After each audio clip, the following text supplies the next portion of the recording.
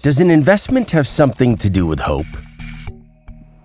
Imagine you're downtown, nothing but gray asphalt as far as the eye can see.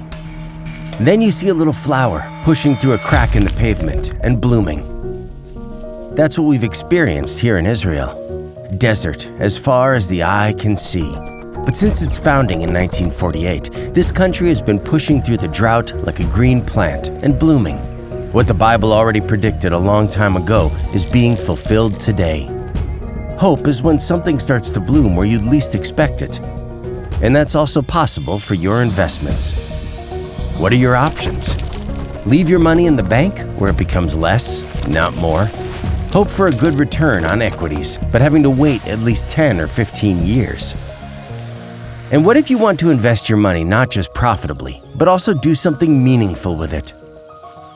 GANEDEN is the Hebrew name for the garden that the Creator Himself planted. Where God's garden blooms, people blossom. Your investment in GANEDEN creates a living space for people in Israel that mainly benefits young families and students. In spite of all the construction, each year tens of thousands of homes are lacking because so many people immigrate to Israel to live and work here. Big companies and investors are already making targeted investments. GANEDEN has Israeli and German roots.